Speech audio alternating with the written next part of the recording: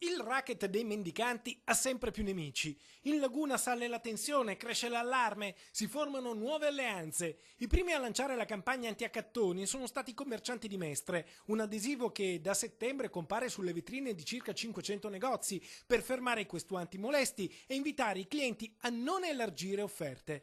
Il campo di battaglia oggi si allarga agli ospedali, dove medici, infermieri e pazienti denunciano le continue e insistite richieste dei mendicanti, tanto da spingere il direttore generale dell'ULSS 10, Carlo Bramezza, a lanciare un appello: non fate l'elemosina agli accattoni. Si creano delle situazioni spiacevoli per cui persone che si recano in ospedale per fare delle terapie piuttosto che per seguire i percorsi di diagnosi vengono invitati a fare l'elemosina, a volte anche in modo magari non proprio, in modo un po' insistente. A rilanciare l'appello anti-mendicanti è il direttore dell'ospedale di San Donà Piave, che con il comune sta partecipando ad iniziative a favore delle persone bisognose. Diversa è la partita con il racket degli accattoni, che spesso si concentrano davanti alle strutture sanitarie perché c'è un grosso giro di persone, in particolare anziani e malati, che, essendo più indifesi, diventano le vittime ideali.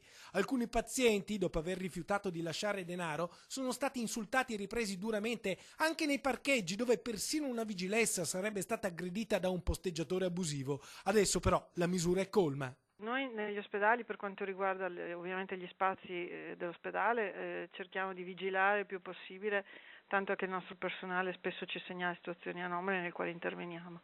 È sulla parte comune, la parte pubblica, dove noi non possiamo intervenire e quindi chiediamo un aiuto anche ai cittadini.